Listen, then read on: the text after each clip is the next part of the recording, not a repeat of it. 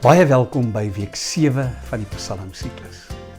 Hierdie week fokus ons op Psalm 148, wat deel vorm van die lofpsalms aan die einde van die Psalmboek, Psalm 146 tot 150. Psalm 148 klink soos 'n simfonieorkes, waar alles wat leef en bestaan opgeroep word om al instrumente en stemme eenparig te lig en hulde te bring aan die koning van alle konings. Dit is asof die psalmskrywer ons wys op selfs alles wat onsigbaar is vir die menslike oog, natuurverskynsels en die magte van die natuur wat lof en eer bring aan God die Skepper. Dink saam oor God se heerskappy en hoe Jesus wat gekroon is met alle mag, die storm stil maak met net een woord.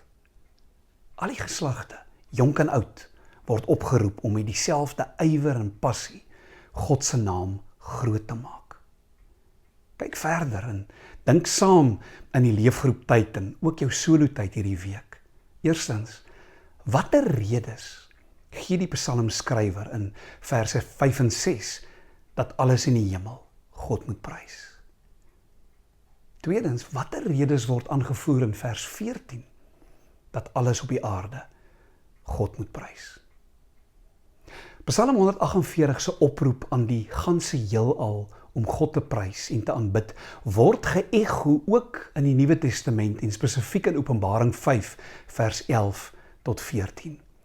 Hoor Johannes se woorde in vers 11 as hy sê, "Toe sien ek en ek hoor 'n stem van baie engele rondom die troon en van die lewende wesens en die ouderlinge. Hulle getal was 10.000 van 10.000 en duisende van duisende.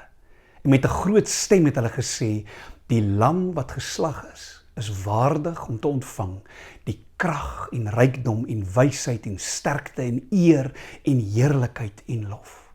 En elke skepsel wat in die hemel en op die aarde en onder die aarde en wat op die see is en alles wat in hulle is, het ek hoor sê, aan hom wat op die troon sit en aan die lam, kom toe die lof en die eer en die heerlikheid en die krag tot in alle ewigheid.